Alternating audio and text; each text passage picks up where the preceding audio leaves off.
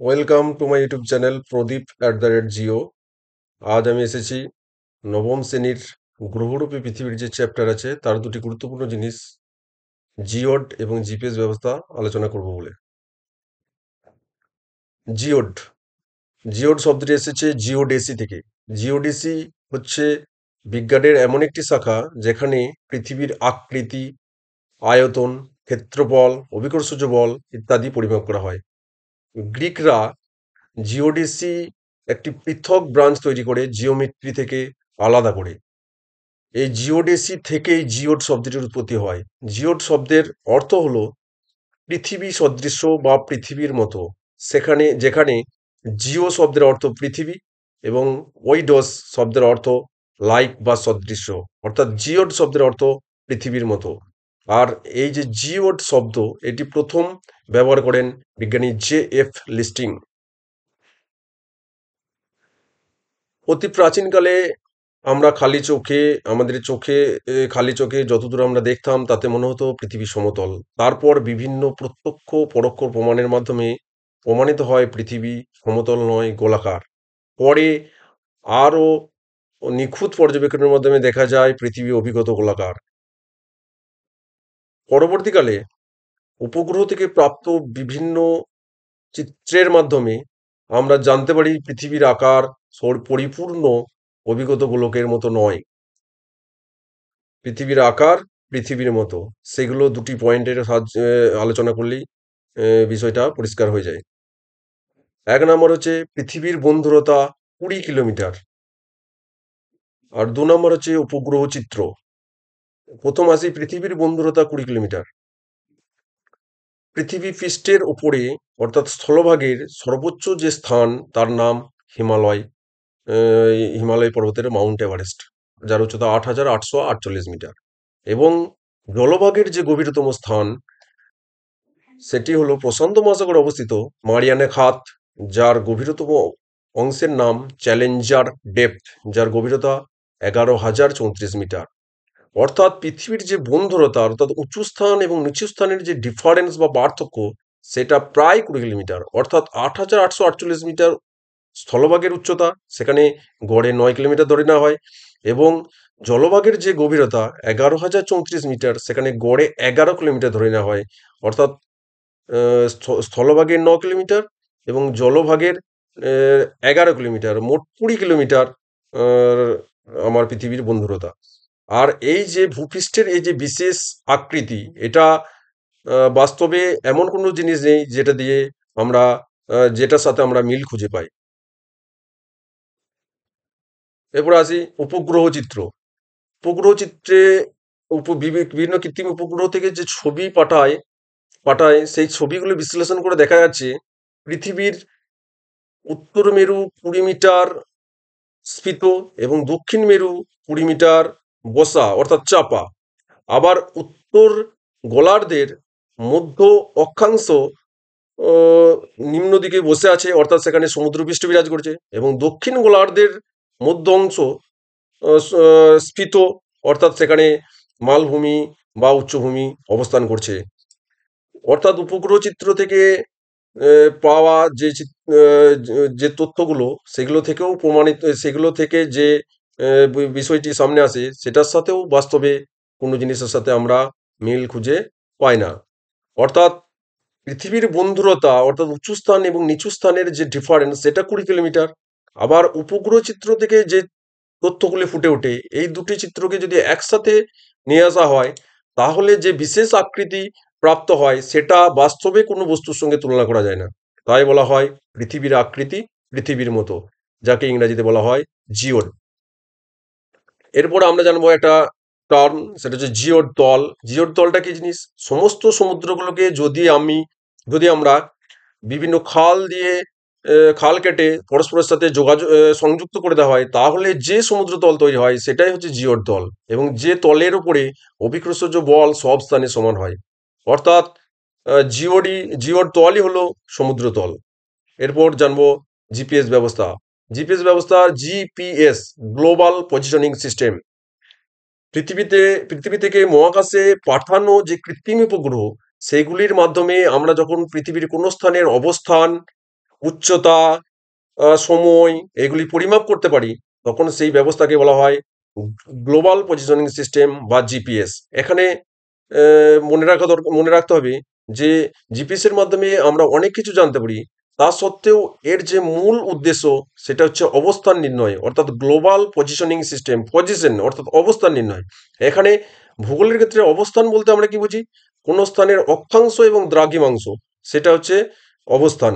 অর্থাৎ কোন স্থানে নিখুঁতভাবে অক্ষাংশ এবং দ্রাঘিমাংশ জানতে গেলে আমাকে জিপিএস ব্যবস্থার সাহায্য নিতেই হবে। এরপর আসি জিপিএস ব্যবস্থার কতগুলি গুরুত্বপূর্ণ বিষয় নিয়ে আলোচনা করব। সূচনা। জিপিএস ব্যবস্থার সূচনা কোথায় হয়? মার্কিন যুক্তরাষ্ট্রে 70 দশকে জিপিএস ব্যবস্থার সূচনা হয় মূলত প্রতিরক্ষা ক্ষেত্রে কাজে লাগানোর জন্য। পরে সেই দেশের সরকার 1995 সালের পরে আমজনতা যাতে এটা ব্যবহার করতে পারে সেই জন্যে মুক্ত করে দেয়। এখন আমরা সকলেই জিপিএস এর ব্যবহার সম্বন্ধে প্রায় সড়গড় হয়ে পড়েছি। আমাদের যে হাতের যে স্মার্টফোনগুলি ইউজ করি প্রত্যেকটা ডিভাইসেই প্রায় এখন জিপিএস যোগ করে দেওয়া হচ্ছে। ল্যাপটপ, ডেস্কটপ, ডেস্কটপ, তারপর স্মার্টফোন, স্মার্ট ওয়াচ, বিভিন্ন উন্নত মানের গাড়ি, সমস্ত জায়গায় প্রায় জিপিএস ব্যবহার করে দেওয়া হচ্ছে।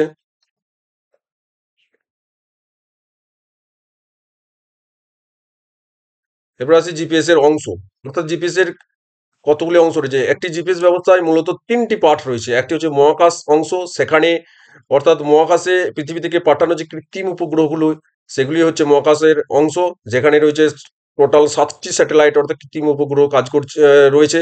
তার মধ্যে 24টি অ্যাক্টিভ অবস্থায় কাজ করছে এবং 3টি স্ট্যান্ড বাই মোডে রাখা আছে। অর্থাৎ কোনো স্যাটেলাইট যদি কোনো কারণে গোলযোগ হয়ে পড়ে তাহলে ওই 3টিকে সেই জায়গায় রিপ্লেস করে দেওয়া, ওই 3টের মধ্য থেকে নিয়ে সেখানে রিপ্লেস করে দেওয়া হয়। এবং সেখানে 6টি কক্ষপথে 24টি স্যাটেলাইট রয়েছে, অর্থাৎ প্রতিটি কক্ষপথে 4টি করে স্যাটেলাইট অনবরত পৃথিবীর চারিদিকে ঘুরছে। ভূপৃষ্ঠীয় নিয়ন্ত্রণ ব্যবস্থা, অর্থাৎ ভূপৃষ্ঠে আমরা যে বিভিন্ন ধরনের সিগন্যালিং ব্যবস্থা, টাওয়ার যেটা আমরা জানি, তাছাড়া বিভিন্ন ধরনের অফিস যেগুলো দিয়ে মহাকাশের যে স্যাটেলাইটগুলো রয়েছে সেগুলো থেকে প্রাপ্ত চিত্র, তথ্য এবং চিত্র, তথ্য সবকিছু পাঠায়। সেটা হচ্ছে ভূপৃষ্ঠীয় নিয়ন্ত্রণ ব্যবস্থা, অর্থাৎ স্পেস বোর্ন প্ল্যাটফর্ম, সেখানে স্যাটেলাইট রয়েছে। গ্রাউন্ড বোর্ন প্ল্যাটফর্ম, সেখানে আমার সিগন্যালিং ব্যবস্থা এবং বিভিন্ন ধরনের কন্ট্রোলিং অফিস রয়েছে। আর রয়েছে গ্রাহক যন্ত্র 3 নম্বরে, অর্থাৎ রিসিভার, যেখানে বিভিন্ন ধরনের ইলেকট্রনিক গ্যাজেট অর্থাৎ মোবাইল, ল্যাপটপ, ট্যাব যেগুলো থেকে আমরা তথ্যগুলো ভিজুয়ালাইজ করতে পারি, অর্থাৎ দৃশ্যগোচর হয় আমাদের কাছে। এই 3টি পার্টে জিপিএস ব্যবস্থা সম্পূর্ণরূপে কাজ করে। এর ডায়াগ্রামটা দেখলে বিষয়টা একটু পরিষ্কার হয়। সেখানে রয়েছে এই যে ইলেকট্রনিক গ্যাজেট, অর্থাৎ আমরা কোনো একটা জায়গা থেকে যদি কোনো স্থানের অবস্থান জানতে চাই তখন আমাদের ইন্টারনেট অন করে ইন্টারনেটের মাধ্যমে তথ্য ইনপুট করতে হয় এবং গ্রাউন্ডে যে বিভিন্ন ধরনের সিগন্যালিং ব্যবস্থা বা টাওয়ার রয়েছে সেগুলোর মাধ্যমে স্যাটেলাইটের সাথে কানেকশন হয়, স্যাটেলাইট থেকে তথ্য সিগন্যাল এসে হাজির হয়, সেখান থেকে ইন্টারনেটের মাধ্যমে আমাদের যে ইলেকট্রনিক গ্যাজেট সেগুলোতে এসে হাজির হয়। এইভাবে জিপিএস ব্যবস্থাটা সম্পূর্ণরূপে কার্যকর রয়েছে। এরপর আসছি জিপিএস এর ব্যবহার। এটা একটা গুরুত্বপূর্ণ জিনিস। এটা 3 নম্বরের কোশ্চেন আসে প্রায় সময় এবং খুব গুরুত্বপূর্ণ। জিপিএস এর যে ব্যবহার, তার বর্তমান প্রধান যে ব্যবহার সেটা হচ্ছে অবস্থান নির্ণয়। কোনো স্থানের অক্ষাংশ এবং দ্রাঘিমাংশ, অর্থাৎ আমি আগেই বললাম যে ভূগোলে কোনো স্থানের অবস্থান বলতে আমরা অক্ষাংশ এবং দ্রাঘিমাংশ বুঝি। সেটা পুঙ্খানুপুঙ্খে এবং সঠিকভাবে জানতে জিপিএস ব্যবস্থার সাহায্য নেওয়া হয়। 2 নম্বর হচ্ছে দূরত্ব নির্ণয়। আমরা বর্তমান স্থান থেকে কোনো একটা স্থানে যাব, তখন আমরা 2টি স্থানের মধ্যে যে দূরত্ব সেটা নির্ণয় করতে পারি জিপিএস ব্যবস্থার মাধ্যমে। পরিবহন ব্যবস্থায়, অর্থাৎ বিভিন্ন ধরনের পথ নির্দেশ, পথের যে ডিরেকশন, যানবাহন চলাচল ইত্যাদির ক্ষেত্রে জিপিএস ব্যবস্থা খুব কার্যকরী। এছাড়া উদ্ধার কার্য, কোনো জায়গায় জাহাজ বা বিমান বা কোনো ধরনের বাইক বা উন্নত মানের আহ, গাড়ি যেগুলিতে জিপিএস লাগানো আছে, সেগুলি যদি কোনো বিপদে পড়ে তখন সেগুলির সন্ধান, অর্থাৎ গাড়িটি কোন জায়গায় বিপদে রয়েছে এবং তাকে উদ্ধার করার জন্য সেই জায়গায় খুব সহজেই পৌঁছে যাওয়া যায়।